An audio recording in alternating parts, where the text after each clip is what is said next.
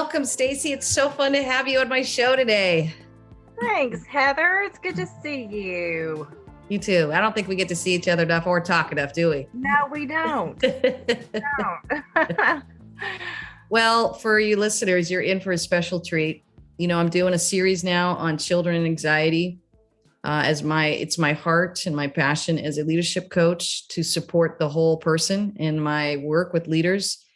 And since all of us are human beings and we all have the same challenges and struggles, one of the things I've noticed when our children are struggling, we are struggling at work. So I deeply care about that. And that's why I want to do a series on that. Many of my clients are grappling with their children, anxiety in their children, and it's really on the uptake. And as an educator, you know, with my last podcast, I got to speak to a little bit about this. So when Natalie, my podcast producer, said, who can we bring on as an expert? I immediately thought of you, Stacy.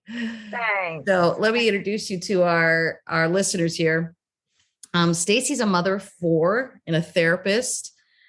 She's on a mission, and I love this because I'm reading on the back of her book, but she's on a mission to restore wonder to childhood, connection to families, and intimacy to relationships.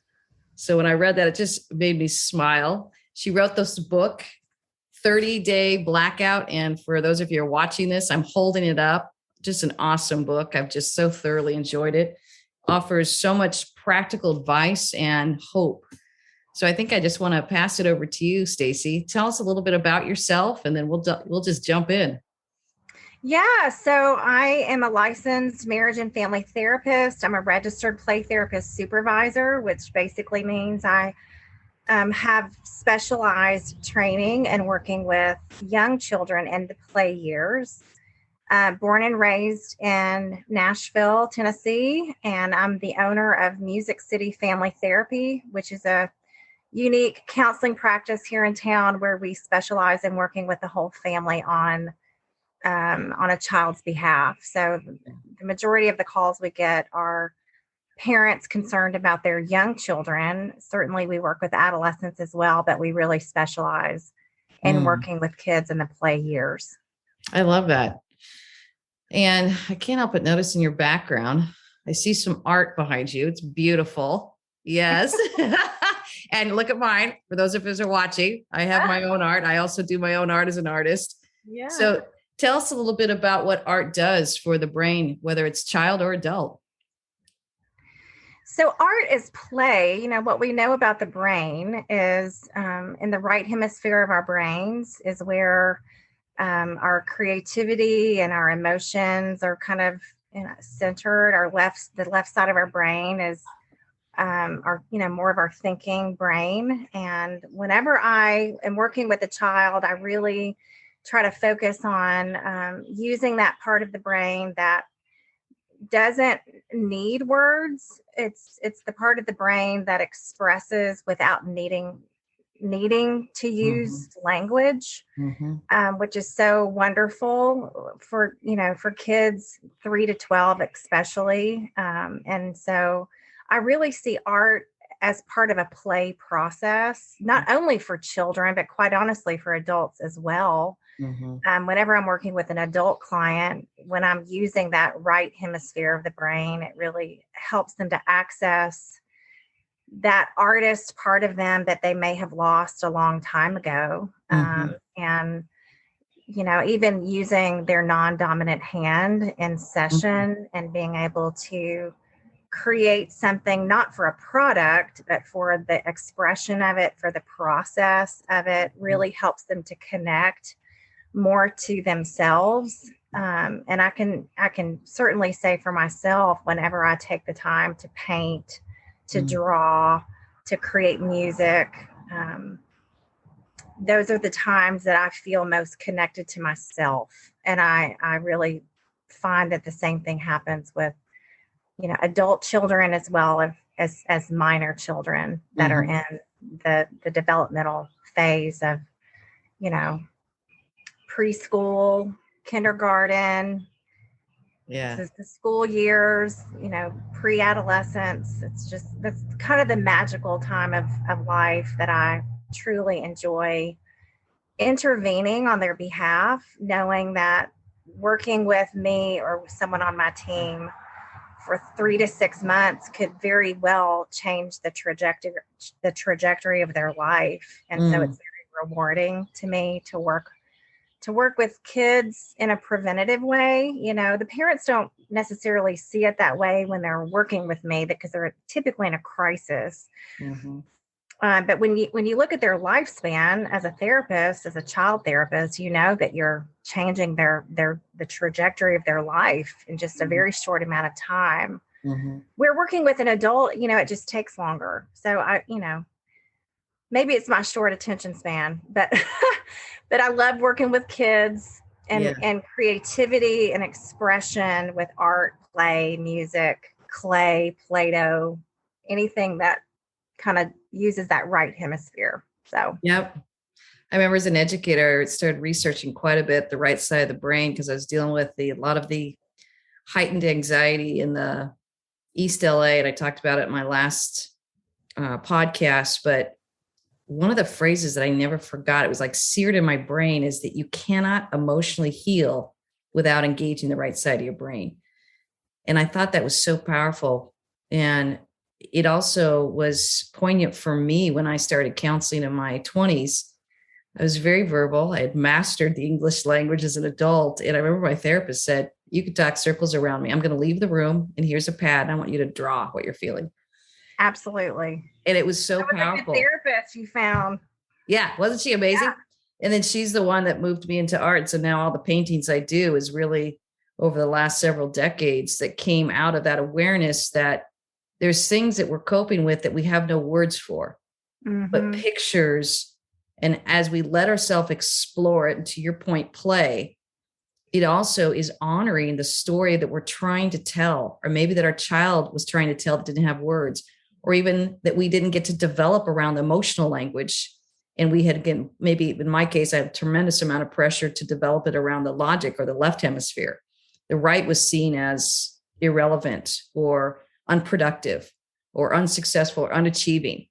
So to learn how to engage that and keep them integrated was really a part of my adult journey. And it was also what allowed me to navigate the anxiety and the depression that I was dealing with from my younger 20s. I want to pivot over to your book. I just loved it, Stacy. Just well done. Well done. Thank you.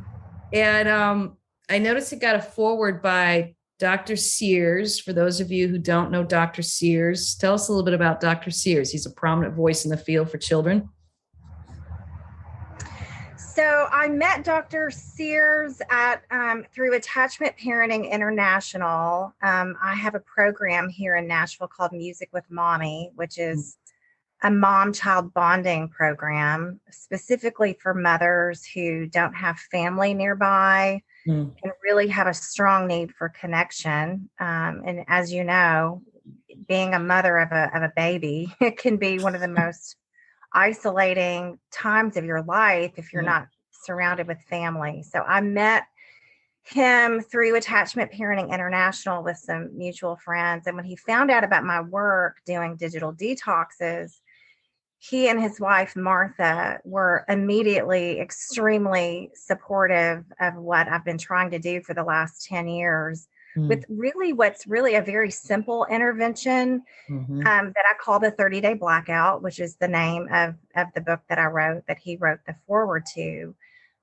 So about 11-ish years ago, I was having multiple families with multiple children who wanted me to work with their whole family. And in the field of therapy, you really pick one client to work with typically.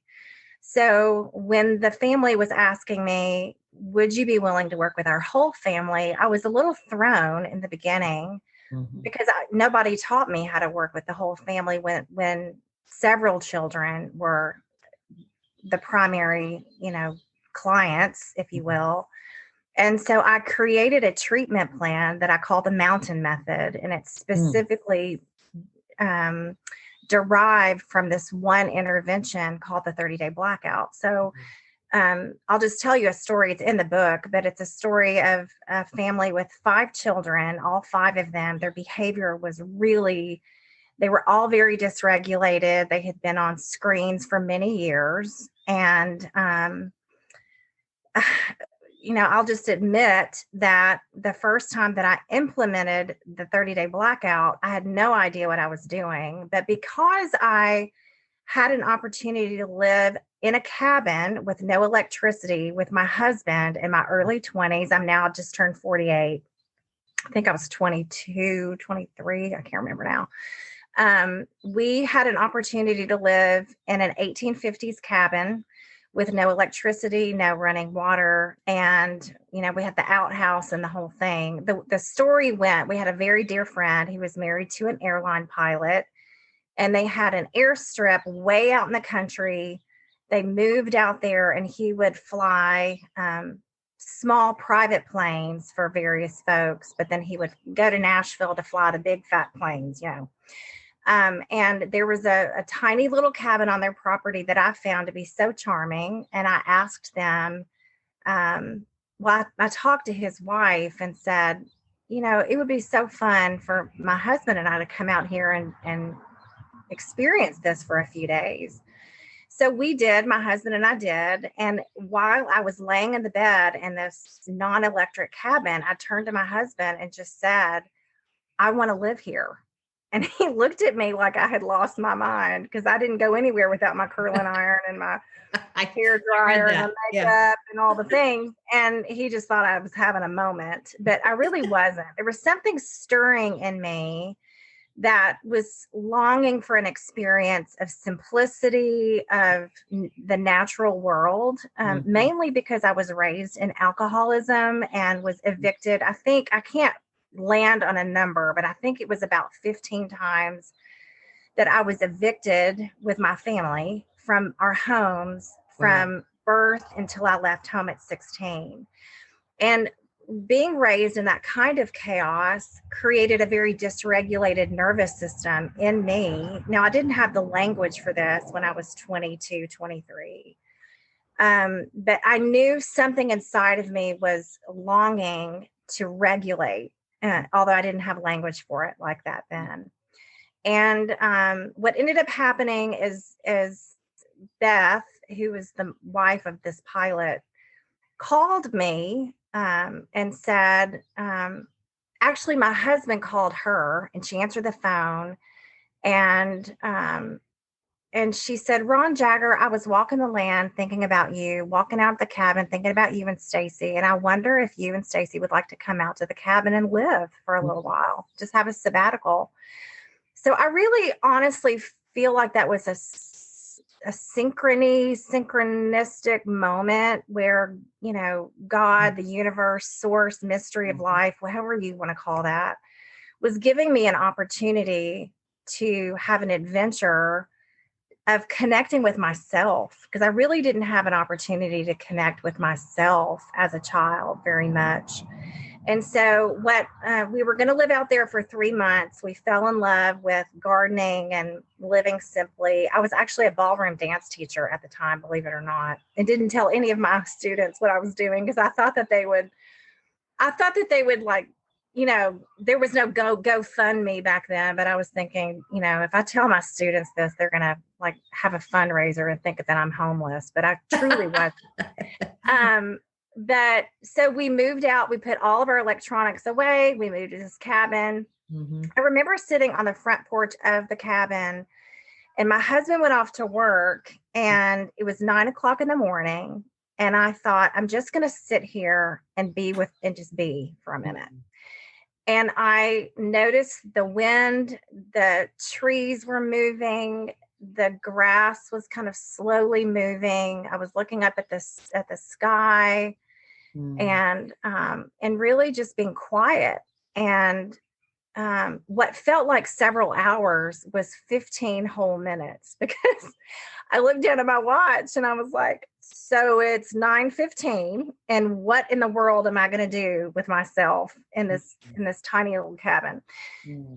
So 3 months turned into 6 months, which turned into 18 months total. And I talk about the story a little more in the book, but I truly would not take $1 million for that time that I spent out there, because although, my practice has become very successful, I now have 4 children and a very full life. Down in my soul, I know that I can survive with very little, and that the meaning of life doesn't have a lot to do with all of our stuff, you know. Well said. So it was a really valuable lesson. So you fast forward, I'm now in private practice working with many families, and I intuitively knew what these kids needed. They needed a cabin experience. They needed an experience of unplugging from all the various video games and television shows that they were watching that was more than likely dysregulating their nervous system. So quite honestly, the intervention of the 30-day blackout digital detoxes was a very organic piece of my own story that was coming out. And it's an integral way of how I practice now. I mean, there's many families locally here in Nashville that know that. I mean, I'm really known for the lady that makes everybody turn their screens off for a little while, and I laugh and say, we're going to go Amish for just a little bit. You're going to live. It's not going to kill you. It's not going to kill your kids. So yeah, and Dr. Sears, I think, noticed that I had an ability to inspire families to unplug. And so there's a little bit of a sales element to it, like really finding out what parents really want for their children and what they're willing to do to get what they want. So it's a pretty big way of creating a scenario in a family where you're taking away all the distractions to really focus on the issues at hand. And I've really never seen it not work, to be honest. Well, what I love about you, Stacy, is that it's so authentic. It's so similar to how I started my practice. I'm going to do it myself first. If it works, then I'll hand it out to other people. It with you. Yeah. But if it doesn't work, don't worry. I'll be the guinea pig. So everything I share, it's because it's something that I too had to learn to either kind of pull myself up or pull myself out, or to get unstuck in places in life when deep down you kind of know you're made for more, or this isn't all there is to life. So I want to read a passage from your book that I really loved. And then I want to ask you how this is syncing up with clients that are trying it. So let me start with you. When you talk about what you did from that cabin, this is the paragraph that I read that I just loved. You said, "What I didn't know then, but I know now, is that I was allowing my nervous system to regulate for the first time in my life. I was imprinting a new pattern of mindfulness into my lifestyle that would allow my brain to notice what I was seeing, hearing, smelling, tasting, touching, 5 senses, in the present moment. I was fully grounded for the first time ever." I love that. Speak more to that, and then tell me how that's translating over to your clients. Are you seeing the same thing? Well, I can tell you that what you just read is the remedy to anxiety, because, when you learn about the autonomic nervous system and the sympathetic and the parasympathetic branch, and how when you're able to stay in your window of tolerance, that's when you're able to really be connected to yourself, to God, to nature, to the people around you. When you really start to understand that, you have sort of a template of what you personally need to do in order to be a human being instead of a human doing. And so many of the kids that come to see me, and I can just give a couple of examples. Earlier today, I had a 10-year-old boy whose mother wanted to bond with him. And so she had this great idea that they could bond by watching horror movies together. Oh, gosh. So this is really a perfect example of an educated parent who just doesn't understand doesn't understand what, when a nervous system is shocked, Yeah. what happens with kids is they want to see it again because they want to understand. Their nervous system wants to understand. They wants to process it, to digest it, right? So Oh. there's a shock to the nervous system. Mm-hmm. And instead of digesting it through talking about it, through expression, through crying, through having some emotional literacy about, wow, I don't think I ever want to see a horror movie again. Like Mm-hmm. I'm mortified over this. What he would want to do is watch another horror movie, right? Or watch the same horror movie again because his nervous system was so shocked. Mm. He was wanting to digest it, but he just went and watched it again, right? Which is the same thing when kids are exposed to pornography, right? It's a premature, obviously, um, experience where their nervous system is shocked. They don't really know what to do it with it. They don't know how to digest it, and so they watch it again, right? And that's kind of becomes the cycle of addiction for Mm-hmm. kids. And one of the primary reasons why I really continue to talk about this subject, because media trauma is a real thing. Mm. Kids, there's so many things that they can't digest. A lot of kids just can't digest the news. And Mm-hmm. so very simple things like telling parents, would you be willing to consider Mm-hmm. turning off the news in your home, Mm-hmm. can make a huge difference in a child's anxiety level. And so, I can't uh, digest the news, Stacy. what now? I can't digest the news. No, most people can't anymore, but you would No. be surprised of how many parents I continue to educate on the nervous system and how the cycle of addiction begins and how media for kids, every time they get a like on whatever Snapchat and Mm-hmm. Instagram and Facebook, it's difficult enough for adults to manage Mm-hmm. the adrenaline and the cortisol and all of that. But for a young child, it really can be a gateway to other things. And Mm. so just to turn your screens off for a month and allow the nervous system to regulate gives a child or a family the opportunity to experience mindfulness, just like I did at that cabin. Maybe even experience regulation for the first time. Maybe so. Because the truth is, even strollers are being created now with little clip in Mm. iPads so that a baby doesn't have to look at the eyes of the mother, that the baby can look at an iPad and scroll an Mm. iPad. Mm. And I've had kids as young as 5 and 6 that when we do the blackout, they will scroll a blank, dead phone because they're so used to that scrolling.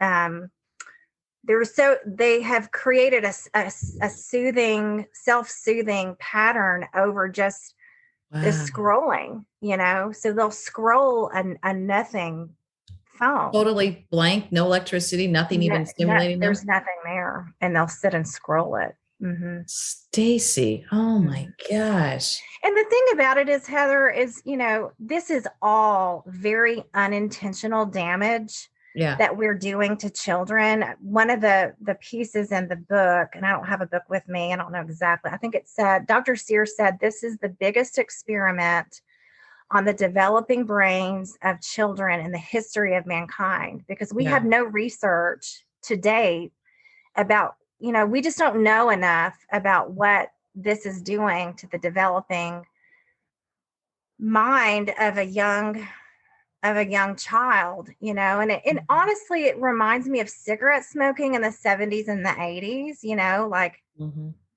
that even that the movement of pulling out a cigarette, became very soothing. My father was a smoker, and I can Mm. remember whenever he was in any kind of distress, he would pull out a Cool Light 100 and smoke that thing. It was very Mm-hmm. calming for him, and it reminds me of the same kind of, let me grab my phone and get a little hit. Let me grab my phone and get a hit. And on some level, I really feel like we're living in an addicted culture now. Yeah. So we can all benefit from education around what is your window of tolerance? How are you expressing or experiencing a sympathetic rev up in your nervous system, or a dorsal parasympathetic collapse response in your nervous system, and just education around all of that. Yeah. And how that fits into anxiety, because Yeah.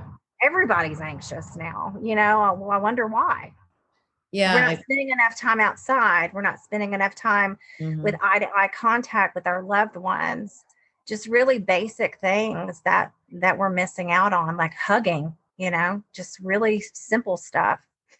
Yeah. Simple stuff, normal stuff, natural stuff, humane stuff. Right. And then we wonder why our children are losing some of their humaneness.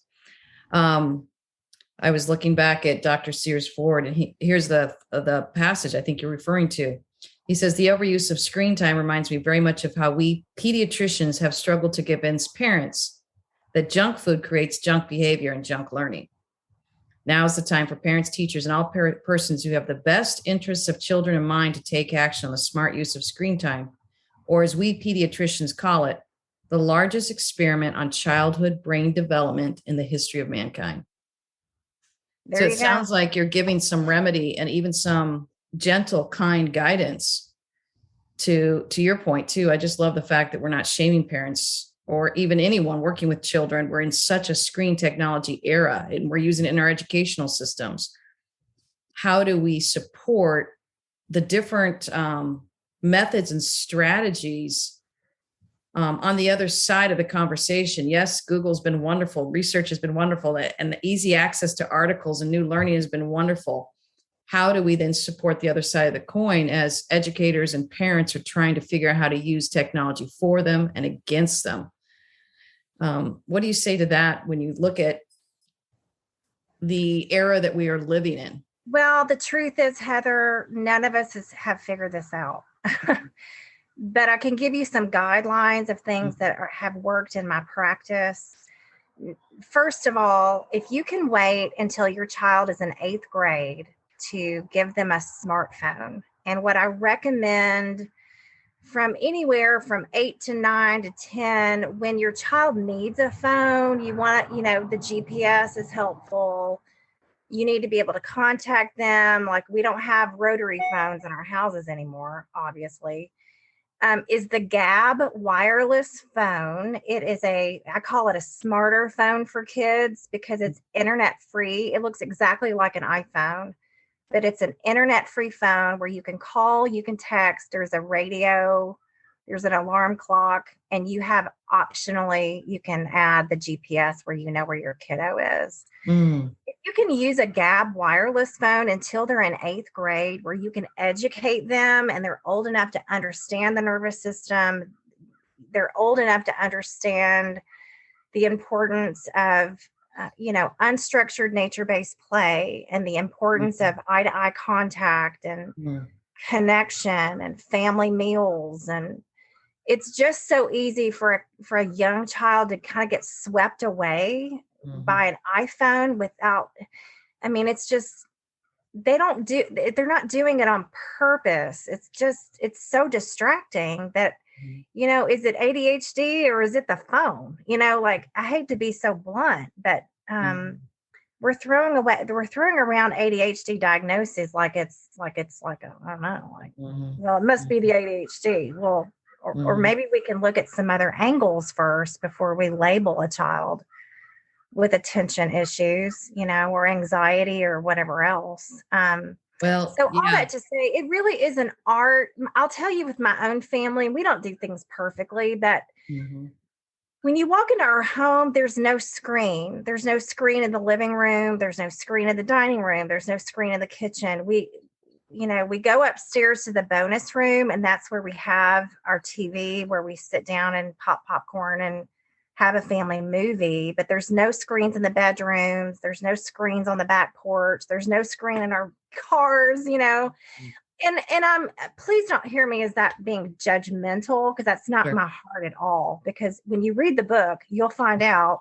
that I was literally a walking TV guide as a child. I could tell you, I watched every soap opera, game show. I watch Wheel of Fortune twice a day, like Yeah. I've done my screens. Yeah. And I just, I think I wore myself out with all that wasted time. I mean, I think about 12 years you get to be a kid. That's it. 9 of them do you have conscious memory of. When you turn 13, you're practicing to become an adult. You're not a child anymore. So childhood is such a short-lived trip, that I wish that I could have some of that time back, that I was sitting in front of a television as a child, doing more creative endeavors, being outside. I mean, I loved being by the creek when I was a kid. And when I take kids' screens away, or when I inspire parents to take the screens away, in the beginning, kids really do hate me. I mean, they literally hate my guts. When it's over, they're hugging me, thanking me, because they got what they really wanted. They got the connection, the play, the camping trips, the Uno card games at night. And so I'm really used to being hated in the beginning and loved when it's over with. So They stick with I it, don't know. Stacy? What now? What do they stick with it? Talk to me a little bit about sustainability. What's that look like after the 30 days? So what I have found is that even families that fail miserably, they go from 8 hours a day of screen time to maybe 2.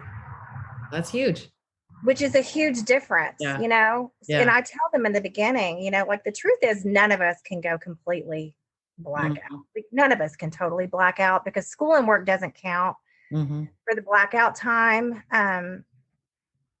But post blackout, what ends up happening is I do it for 30 days with the family. When they see how much progress their family goes through in that 30 days, probably half of them will choose to do it again on their own without any prompting from me at all. The second month is a little more loosey-goosey. And I really recommend the second month to focus on, for young children, Mr. Rogers' Neighborhood, which is on Amazon Prime. Everything he ever did is on Amazon Prime. Slow screen time is really helpful the second month, like Little House on the Prairie, different strokes, like old school, slower screen time documentaries that are slow. But post blackout, what I recommend is 10 and under, the screen time marble system. That's where you give your young children 7 marbles in a jar. They get to spend their screen time as they want to. So each marble equals 30 minutes a day of screen time. So they get to spend their screen time all at once, or a little bit each day. They get to decide. And then as a parent, you have your own stash of marbles, and it becomes a token economy for good behavior. So if you have a child that cleaned up their room and helped you with dinner and, is being obedient, you can say, hey, I'm going to add another marble to your jar. And then if you have a child that is, not obeying and not, getting with the program, you have the option of taking a marble out of their jar. So I have found that to be very helpful for kids 10 and under. 11 and up, I really recommend the Gab wireless phone until at least 8th grade. Where you can monitor their screen time through a router that's called the Griffin router, GRYPHON. And that is extremely helpful for taking away any pornography, violence. If you don't want the news in your home, anything that you wouldn't want your kid to be exposed to if you're not home and they turn on the TV, it's not going to come through the Griffin router. So there's a lot of education around how do you keep your home, your screens clean, like having clean screen time is helpful.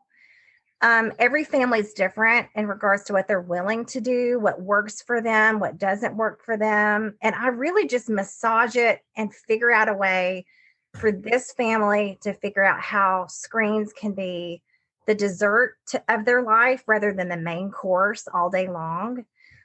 Because there's no child that ever says, I just can't wait to go back to my favorite day of TV. I mean, They don't say that. They say, Right. I wish I could go back to that weekend that I went camping with my dad. I wish I could go back to one more day of cooking, Mm-hmm. making an apple pie with grandma. I wish I could go back to sitting by the creek with my sibling. They don't say, golly, I just wish they could have given me one more day of sitting in front of a screen. It just never Well, happened. what I'm also hearing too, Stacy, just as parents, it's like we don't remove the screen and not replace something more meaningful with it.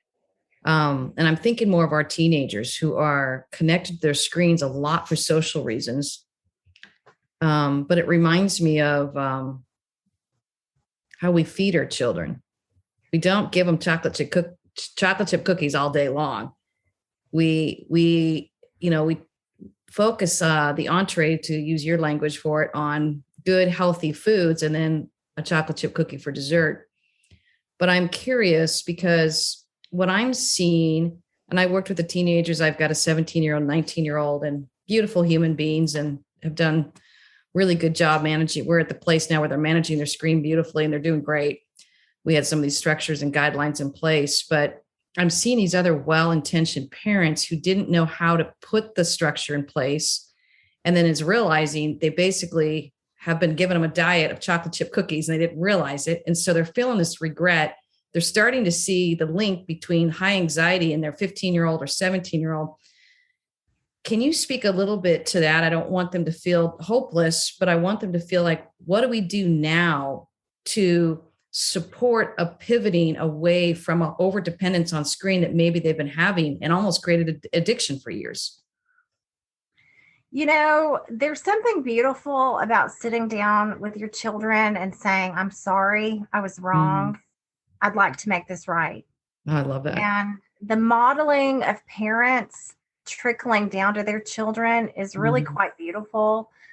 I have found that when parents really when they reel themselves in and say, I'm going to commit to having boundaries around my own Mhm. phone, around my own screen time, it trickles down to even older children becoming willing to say, you know what, this screen right here is not really meeting my needs. Mm. It really isn't. And Mhm. what's so interesting with teenagers is when I explain to them the nervous system and Mhm. how when you're outside of your window of tolerance, it creates anxiety and the chemical, it's a drug our body makes when we get these phones and get all the light. I mean, the drug is in our own body. And Mhm. so when I explain that to a teen, they want to feel better, not realizing that their screen time and the social media is feeding into their anxiety and feeding into their depression. And they don't have enough time to be outside going for a Mhm. hike or a walk or meeting somebody for coffee in person. Mhm. So I'm amazed Okay. at how many teenagers are willing to do this Mm. themselves without any parental guidance at all because they want to Yeah. they want to feel better and they don't really Yeah. understand, like nobody's told them this. They haven't said Yeah. you have an overactive sympathetic nervous system, and the reason why you're Yeah. not able to sleep at night is because you're on your phone until the thing dies. Right. And this is what's happening in your Yeah. actual brain. And Well, they're it and made, they're like, "Thank you, nobody's ever yeah. told me this before." And they're willing to put boundaries around it themselves and tell their friend. I mean, Yeah. I've had clients that have said, "You need a T-shirt that says we survived the 30-day blackout," because it's not that bad. I mean, it's Yeah. really honestly, and to your point, Yeah. when you take away the screens and you replace it with connection-based activities, Uh-huh. when you replace it with nature-based experiences, Yeah. kids don't miss it. In Yeah. fact, they prefer it. And then you can kind of create a scenario where your screens, your phone. I mean, listen, I love this thing. You want to know why? Because I can run my business from anywhere. Me It's too. Yeah. fantastic. Yeah. But even myself, I mean, I leave my screens in my butler's pantry or in my car so that there's a healthy Mm-hmm. distance, a proximity from me where I'm not giving my children the message that this phone is more important to me than you are. Right. And I find over and over again that parents are not doing this intentionally, but their children's perception is you would rather be on your phone than with me. And that kind of attachment rupture is it's I mean, I might be a little dramatic, but maybe not. It's trauma. I can't get to you. I can't connect with you because you'd rather be on your phone than with me. Is my relationship with you important? Right. So we need to model it too as parents. And it reminds me of when my daughter's about 15. And, I didn't grow up with smartphones. You and I didn't grow up with smartphones. So No. this is the grand experiment, even in parenting. But I noticed her anxiety was going up. And I realized, even though we had monitored screen time and our motto is be where you're at, and you're not at your screen, you're right here at the family table. We're right here at in the living room, or we're right here on family vacation. So our screens were always, to your point, a assist in whether it's education or quick communication, but it's not a time to get lost in this virtual world. So I think a lot of parents aren't realizing that our kids are getting lost in this virtual world. But I was watching my daughter and I realized she was trying to keep up with the window of time for response, which is seconds now. When you and I grew up, somebody called, they talked to one of our parents, we got a message to us, and maybe we talked to them that day if we were free, if we were available. Maybe we talked to them when we got back to school the next day. Maybe we didn't talk to them for a couple of weeks and we just kept playing phone tag. Remember? It's true. So I was watching her and I realized she's got all these different pockets of friends. And I just finally said, okay, sweetie, we get to educate your friends that you are not reachable 24/7. So as a parent, blame it on me. All phones are off at our home at a certain time. So just tell them, phones we're putting a basket downstairs. And so just say it's our parent rules. So you don't have to feel the pressure of that, but also just educating her as she moves into adulthood. Educate your friends. You are not available 24/7. Even all my friends, they'll know. Sometimes I do a quick text. Sometimes they might not hear from me, but I don't want to feel punished or make sure that there's no misunderstanding. I value being with you face to face. And sometimes I'll even shock people and just go, I'm tired of texting. I'll pick up the phone and talk to them. And then it's so funny because they don't pick up and I go, that's the culture we live in, right? We were just texting, but we don't have time to actually say the conversation. So I kind of joke around that, but I want to remind people that we get to take our power back and we really get to take our social boundaries back and our relational power so that we're not victimized. And when I gave her that permission to not be available 24/7 and put some boundaries down, she was looking for that instead of feeling like my friends are getting offended or hurt because I'm not responding within seconds. We're not even talking minutes, right? It's got to be within seconds. Like, where are you? Why haven't you responded? So I kind of had to coach her on saying, here's what you tell them. I don't like to respond that much on text, or I don't really want to have to feel the pressure to do Snapchat with you.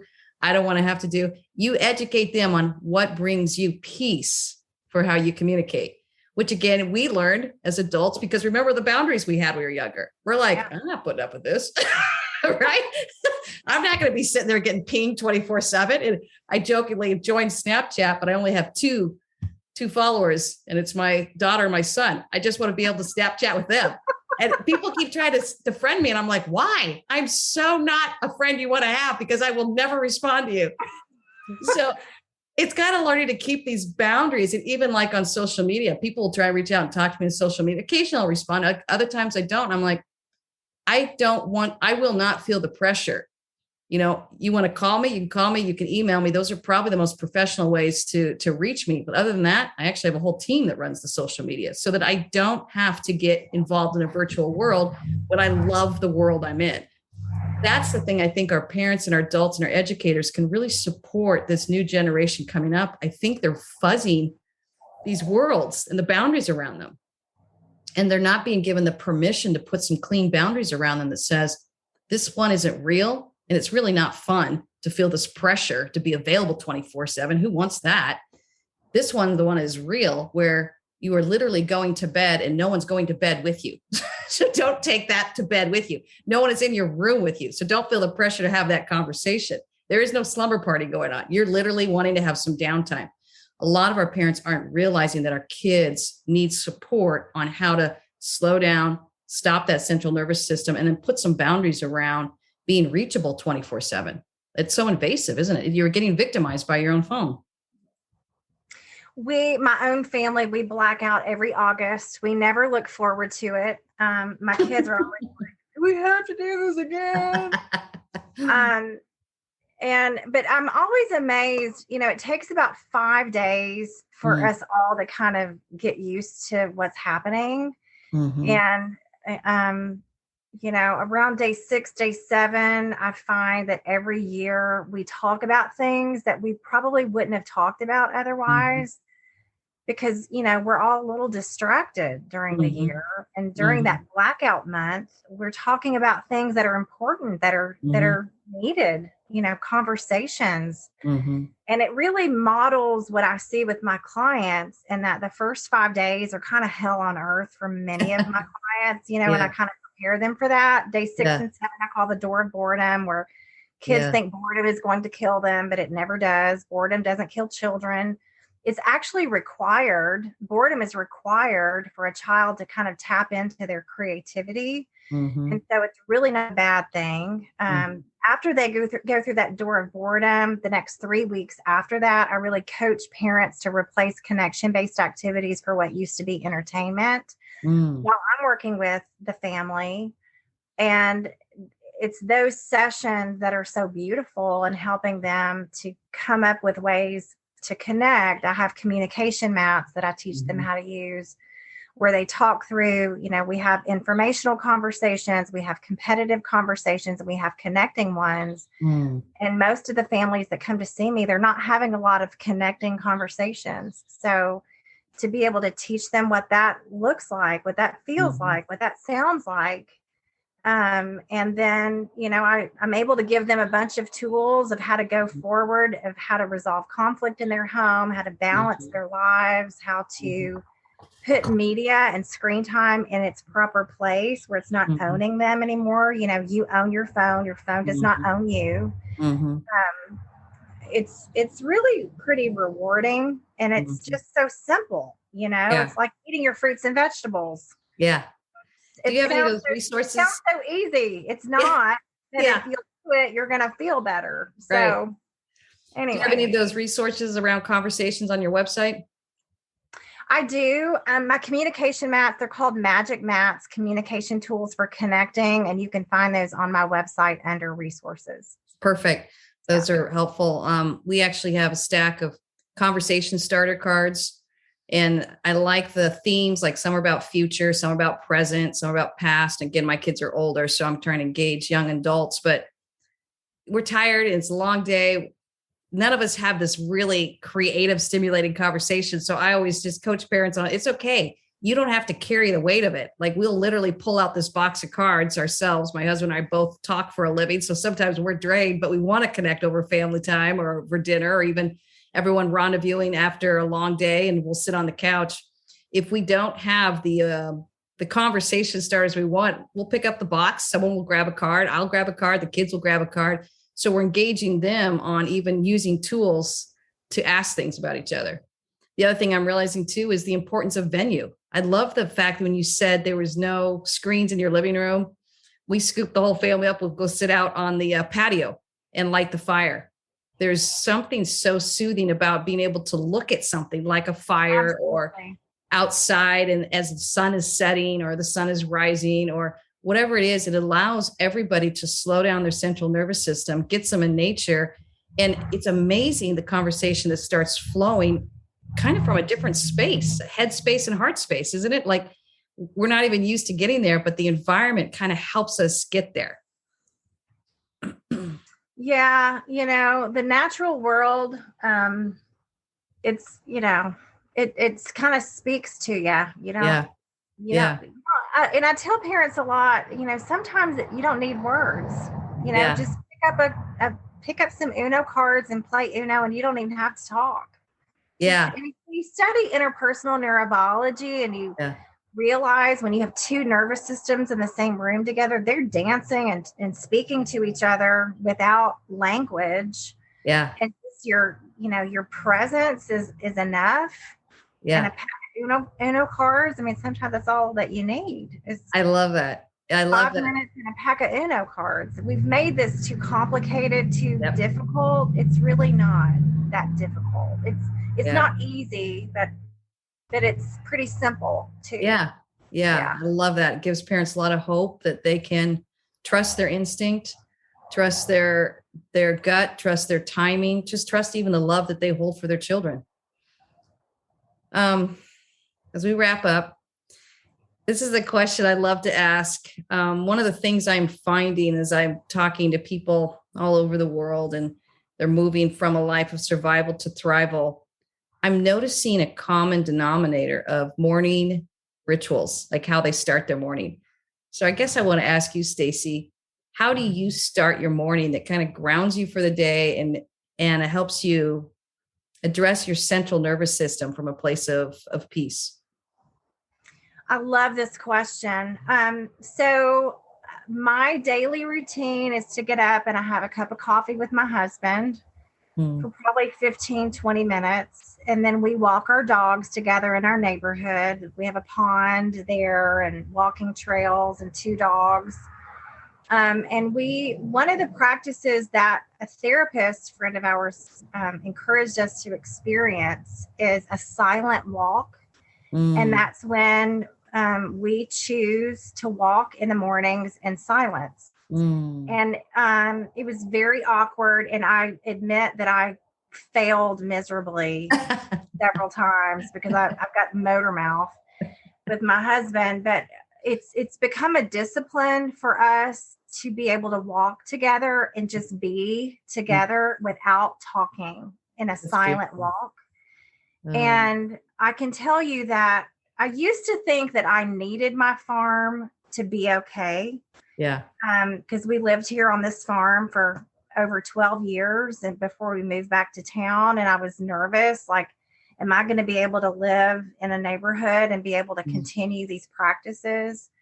But I can tell you that no matter where you are, if you're in the city, the country, and I used to not be able to say this honestly, because I really depended on my land here on my farm to kind of ground me for a long time. And now in our new place where we live now, I can say that it doesn't matter if I live in the country, the city, the suburbs, wherever I am, that there are practices of mindfulness walking, silent walks, reading quality material. For me, it's either scripture or, I love Melody Beatty, her book, her letting go materials are Codependency No More. A regular thing for me. Yep.